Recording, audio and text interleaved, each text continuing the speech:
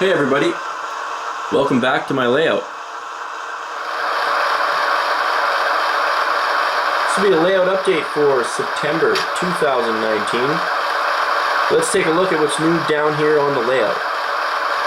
Alright, first we'll take a look at some new stuff that came in over the past month. So first thing are these Rapido 53-foot containers. I got a bunch in different CN and CP paint schemes, so let's take a look at those. So these are the CP ones, the CP high cubes with I think it's a refrigerator unit on the end here. This is the packaging that came in from Rapido. Tons of information about them, English and French. And I've got a few out of the box here and all the different paint schemes I got. So let's take a look at those. We'll just do a quick roll by and then we'll take a look at the ends.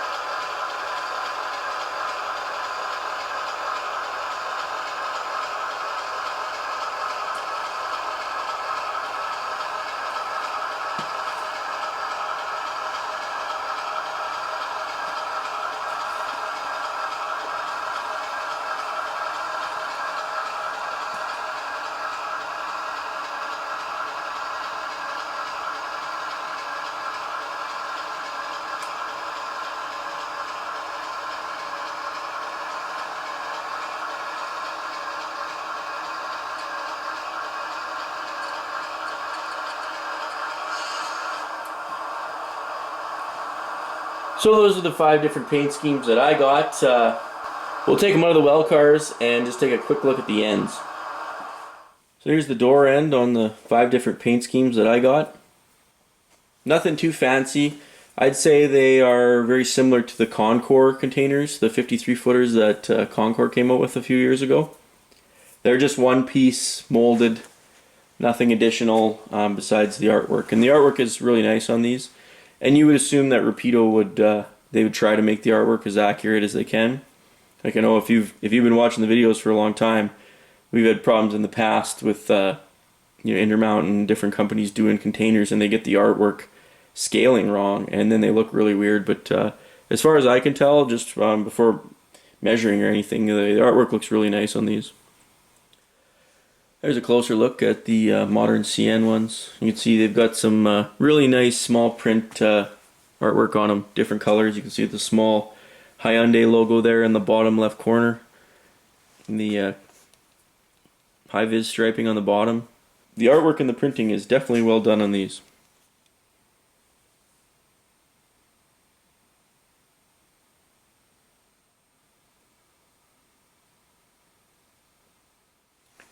So here's the other end spun around, the non-door end. You can see the reefer unit. It's the same one on the 3 different ones that actually do have the refrigeration. They've got carrier artwork on the reefer. That's pretty cool. So those are the new 53 footers from Rapido. I'm happy that someone's come out with a modern CP one with the big CP logo on it. Overall construction, I mean they're really light. Very similar to the ConCor ones. No magnets in the bottom like Kato or anything, and Rapido chose to put the pins facing down. So that's a good thing. They're more like that's more of the standard, having the pins down. There's a couple oddball manufacturers out there that put the pins up, which is really annoying. So it's nice that maybe they did try and standardize with the other manufacturers. I'm not sure. So those are those new 53 footers from Rapido. So that wraps up the new stuff, guys. Let's take a look at what we've been working on down here on the layout. And that is mainly the backdrop. Still slugging away at it. So I've been just focusing on this peninsula, that's the Banff and Banff Yard that goes into staging over in the back there. So I did finish from here up to the break right there. So that one's done, and it's put up on the wall with masking tape. I actually dropped this one down just a bit so the mountains would line up over there.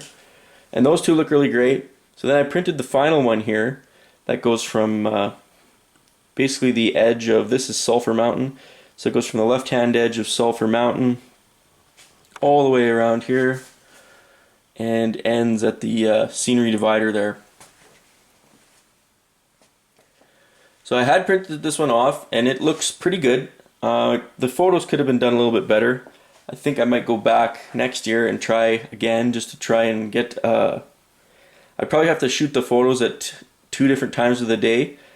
I did a panorama of the mountains all the way around Banff, but I ended up, because I only shot it at 1 time a day, one of the mountains, Sulphur Mountain here, was quite backlit, and that ended up making it darker than everything else. So kind of worked with it. I was able to tweak the brightness a little bit in Photoshop, but I think I could do a little bit better than this. So I had this one printed off, and these are 200 inches each print. And I had it mocked up on the wall. I walked away, came back, and it had fallen down because I didn't put enough tape and it ripped over here. So tried reprinting it, then I ran out of paper, so that's kind of where I'm at now. I'm waiting for paper to come in, and I'm going to reprint it, and I'll be able to finish this, finally finish this backdrop off. Full 32 feet of mountains in Banff National Park. This is a 40 Mile Creek scene here, and I'm most happy with the way this turned out. This one, for whatever reason, turned out awesome. I'm really happy with the way, I mean, it's hard to tell that the river here, it comes off the wall and then it folds, there's a curve here, and then it's laying down flat on the plywood, that's the riverbed. And it does actually look believable how the river kind of tapers off to the left there and then goes around a corner. So this is going to look awesome, I think, once I actually do the water and do the scenery all around that. I think that will perfectly blend the backdrop with the horizontal riverbed. So the other spot on the backdrop where it needs to roll out flat onto the horizontal is here at Mount Norquay Road. And this turned out pretty good. It's better than when I did the test prints, but this is where you can start to see that my mountain, in my opinion, it's too dark in behind there. It kind of just looks like it's just too black. It doesn't blend with the foreground very good. So when you look at it overall, it's not too bad. You can see it's just this foreground mountain here, Sulphur Mountain. It just didn't have enough light on it when I took the picture.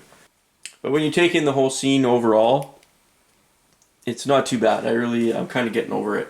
I actually think it turned out pretty good. So if we come down to the other end of the layout here for staging, you can see I've completely emptied the staging yard out so I can work over here without knocking stuff over. And you can see where I kind of dropped this one down so that it lines up with the mountains pushing railway west. And then this is Mount Rundle, so that's kind of like the centerpiece there. And if anybody's been to Banff, you know Mount Rundle. It's kind of hard not to see it when you go to Banff. So I'm glad that it's included on the layout there. There's the seam in between the two 200-inch backdrops, and then that's going the other way there. So something I found out when I was printing, the reason why there's a seam there, I wanted to do it without any seams, but turns out there's a limit for PDF page size, and that is 200 inches long. So it turned out that this just happened to be a little under 400, so it was quite easy to just divide it into 2. But that's something you never would have found out unless you actually tried to do it. So, and I couldn't find a way around it.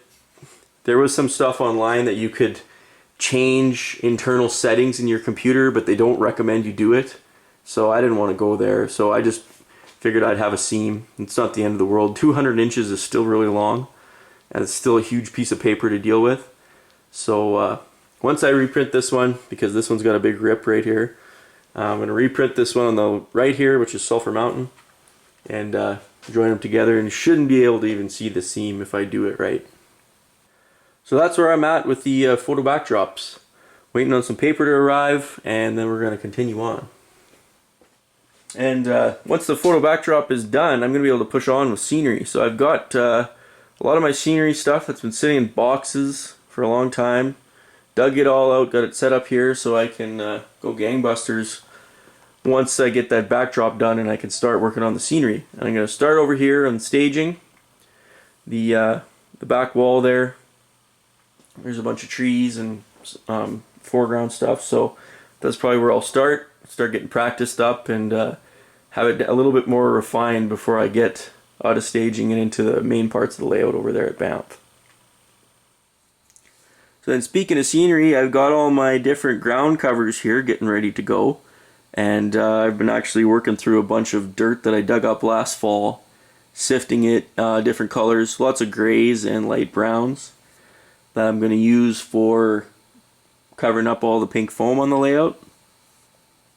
So this is just some of it, and then out in the garage I've got a bunch of milk jugs full that I've been working on, and it's probably a good time we could pop out there now and I'll show you my process of how I make my own ground cover, and then you get a lot of real variety of colors and textures, and it's super easy to do and super cheap.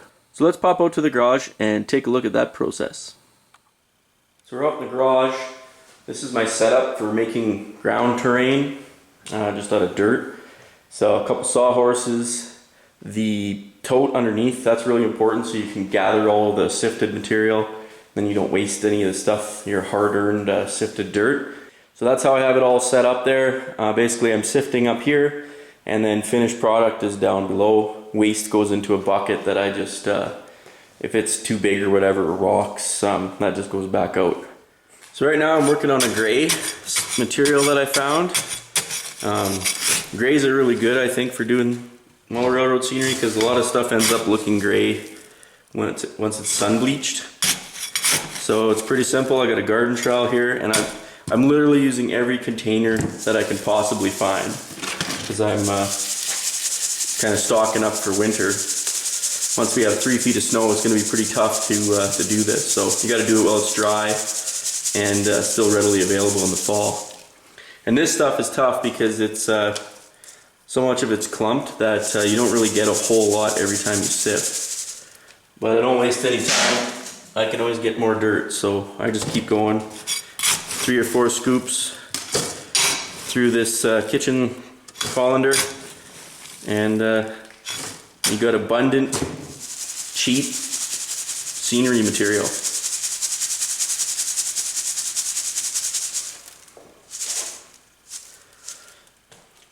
So a couple more hours of that and I will be stocked up for winter. So that was gray up there that I showed you I was working on, and I just finished to run a brown here. So just take a real zoomed in look, and you can see I'm using anything I can find right now because I've used up every single container we got in the house. But I figured out that if you cut a 4-liter plastic milk jug, if you open the top up like that, that's a really handy container, and you get a handle out of it too. So I'm going to be switching to those, saving all of our milk jugs for the next little while. There's the finished product. So that's the brown, kind of a grayish brown that I just finished, and I literally got this about 15 feet from my front door, just in an empty lot. I find where dump trucks or heavy equipment is driving, they really pound the soil and it ends up being really fine. So this brown stuff, or this grayish brown stuff that I found, it was super easy to sift through and there wasn't much waste compared to the gray that I'm working on right now. That's mostly clumps. So that's what it looks like all said and done. It's pretty fine. This would work fine for HO scale. This would be like boulders almost in HO scale, like rocks as big as your feet maybe. But what I can do is I have another smaller sifter, and when I'm doing scenery, if I need to get it finer, I can take this stuff and put it into a smaller sifter and use that to apply it to the layout. So this is kind of a material you could use for all kinds of different things. For a lot of places I'll need to build up the terrain, but you can also use it for finely sifted stuff too if you just go to the next size of sifter. So before the snow flies up here in Canada, I'll probably go out and get a few more 5-gallon pails of some various colors of dirt, probably some more grays. That'll be, I need to do that before the fall's over. So that'll wrap up this video, guys. The layout's kind of in shambles right now. If you look around here, I've got all the trains from the Points East staging loop stored over here on the main line, and it's kind of a mess. We're not running any trains right now because there's really no point. Can't have them when you're doing the backdrop because you're worried about that heavy paper falling on them, or dropping something on them while you're leaning over them setting up the backdrop. And also, once I go to scenery, I'm not going to be able to have the trains over there either, so they're going to be parked on the main line here until further notice. Alright, so that'll wrap up this layout update, guys. Enjoy the start of the modeling season. Trees are absolutely beautiful up here right now, really like fall. So hopefully you'll have some more time to work on your layouts. As always, thanks a lot for watching, and we'll see you next time.